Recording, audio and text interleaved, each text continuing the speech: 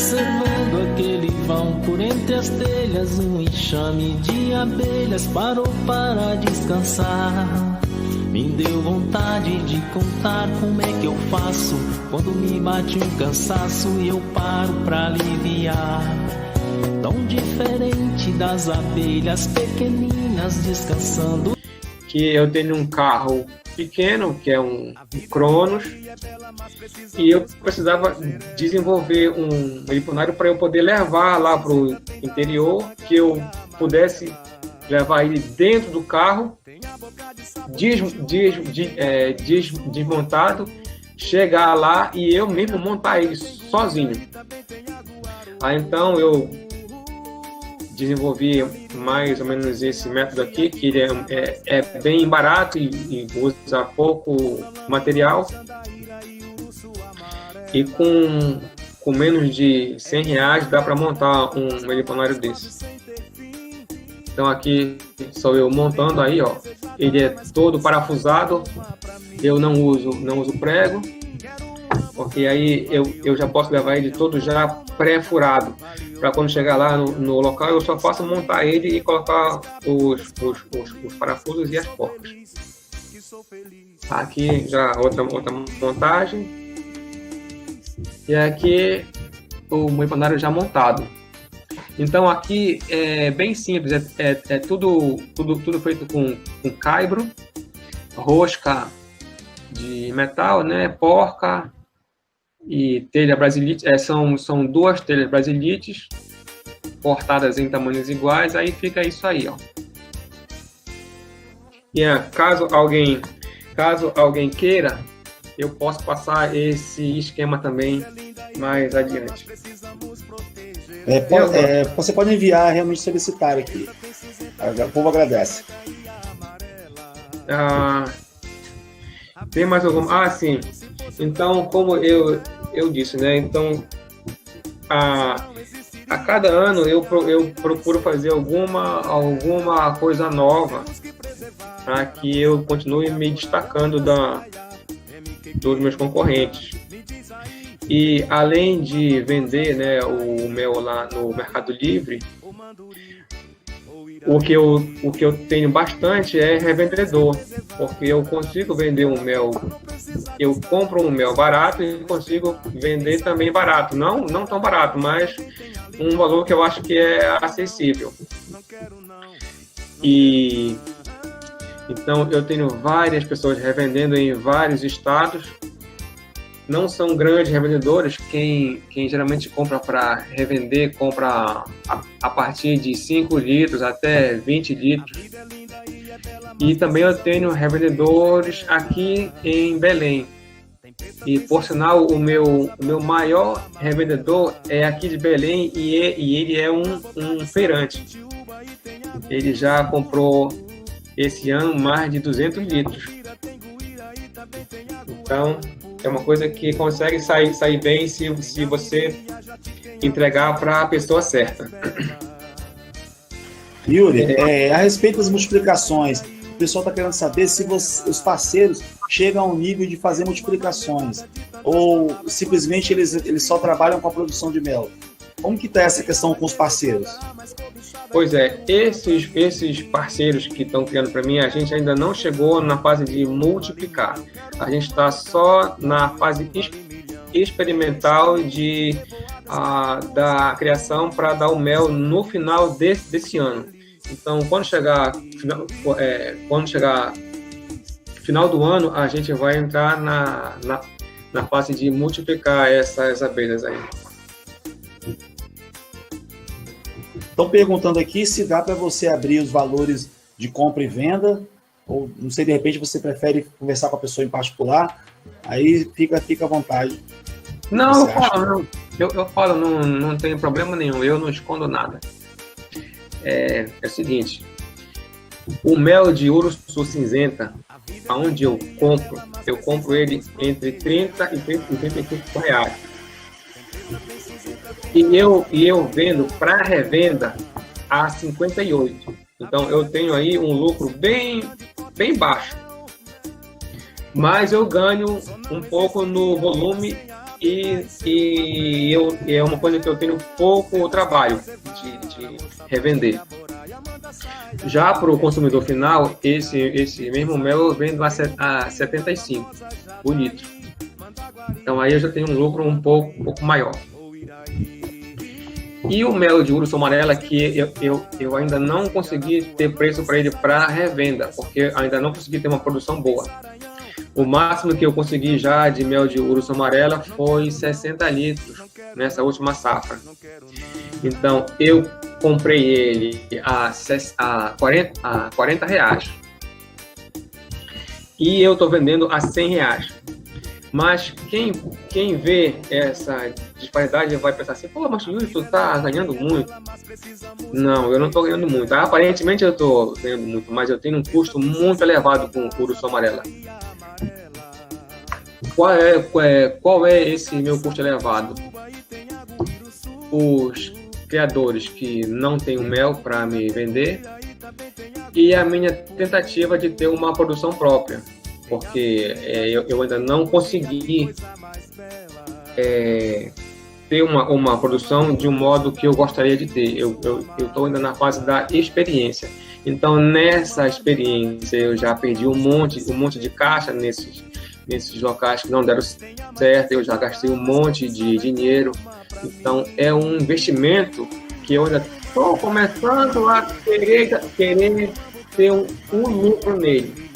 Então, aparentemente, eu pagar 40 e vender a 100, parece que eu estou ganhando muito, mas eu não estou. E mesmo assim, 100 reais na Urso Amarela não tá caro, porque eu consigo vender tudo muito rapidinho.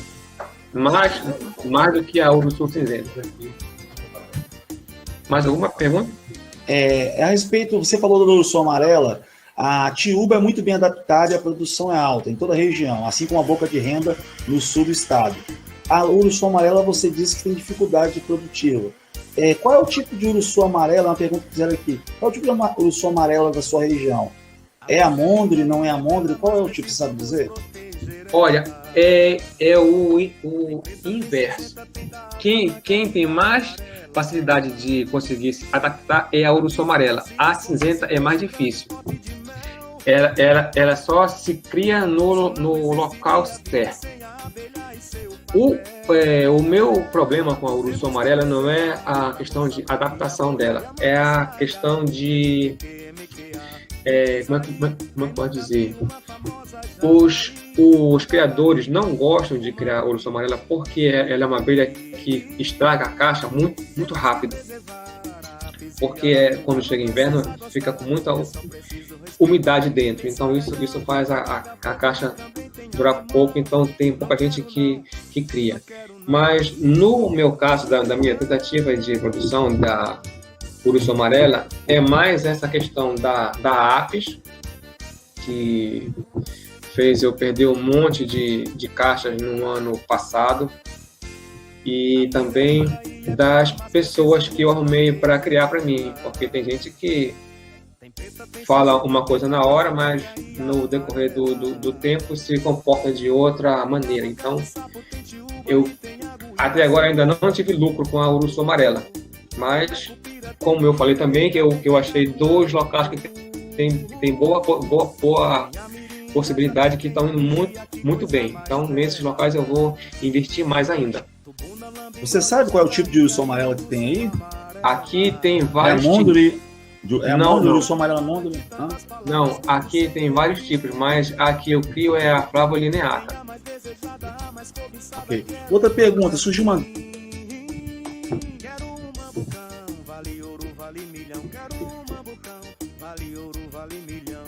Acho que cortou o som, eu não estou ouvindo. Perguntaram a respeito da referência de preço sua, no litro ou no quilo? Olha, eu aprendi que o mel de abelha sem ferrão deve ser vendido no litro. E é assim que eu vendo, só no litro. Mas toda garrafa eu peso. Eu não coloco...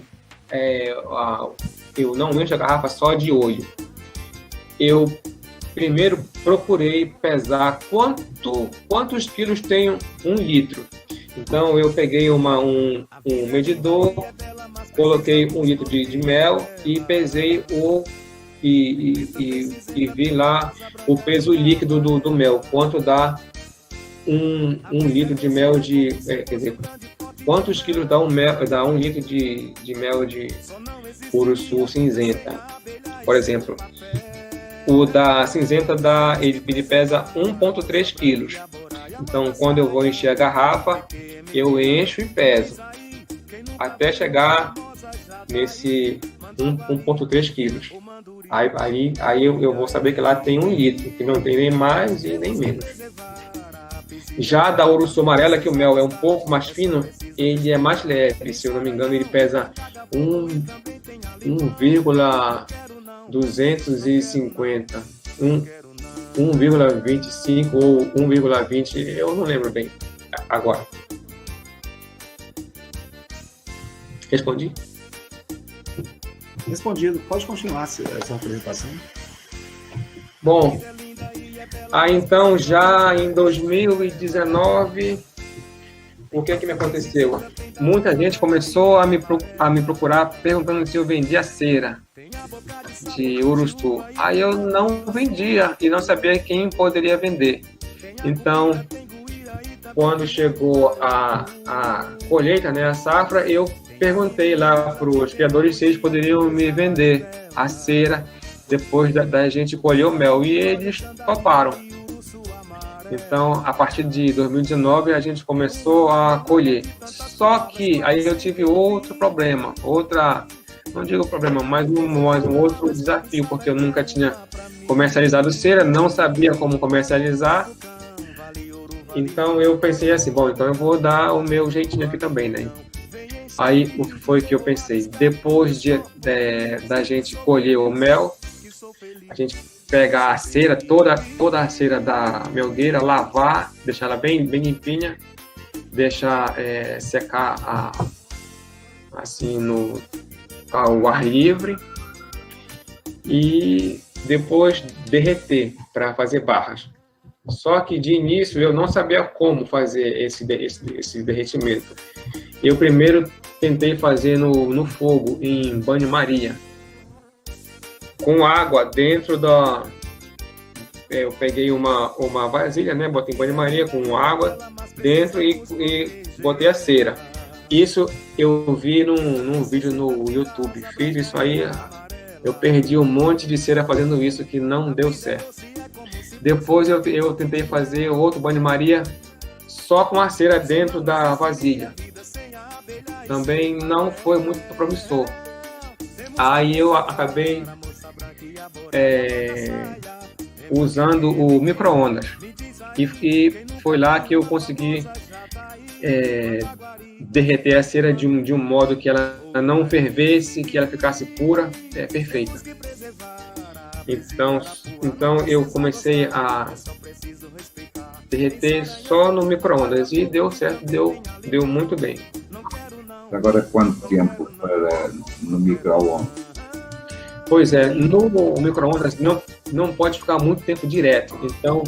Então eu inicialmente aqueço por 40 segundos. São 3 vezes de 40 segundos. A cada vez que eu aqueço, eu tiro, dou uma mexidinha e boto de volta.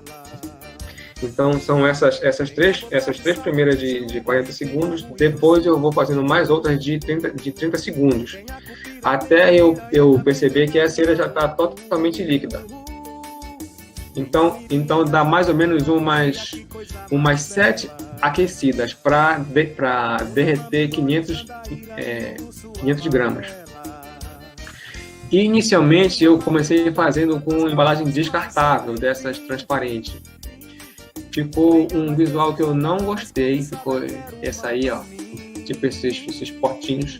E toda a embalagem que eu usava tinha que jogar fora, porque não tinha como utilizar depois. Então eu larguei de fazer com esse tipo de embalagem e comprei essa forma de bolo aí, ó. Então eu pego uma embalagem grande de pote descartável, derreto dentro e depois eu pego e viro dentro dessa forminha aí. E dá um visual bem interessante para a barra.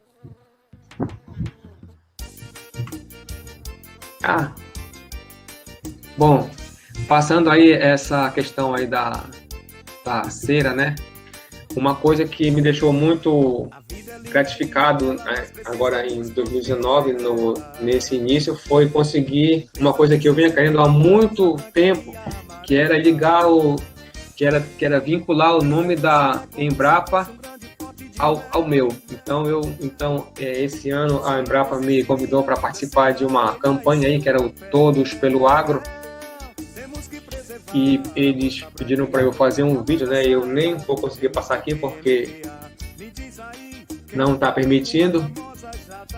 Então eu participei dessa campanha deles aí e eu consegui mais esse destaque aí, mais essa, como eu posso dizer, esse destaque aí, essa diferenciação aí de outros. Então eu procurei me cercar o máximo possível de qualificação para que o meu produto seja mais aceitável e se destaque com relação aos outros. Então eu procurei me cercar do Cristiano Menezes, eu procurei a Embrapa para fazer as análises iniciais, eu procurei levar o mel para vários locais para serem expostos. E agora, por último, aí, a Embrapa me chamou para participar dessa campanha aí, então eu consigo ter um nome bem aceito. Eu acho que não tem mais nada para passar aqui. Deixa eu ver se tem mais alguma coisa. Não tem. Mas, caso alguém queira, eu tenho um monte de fotos aqui ainda. Deixa eu ver se tem alguma coisa que eu possa mostrar. Cadê?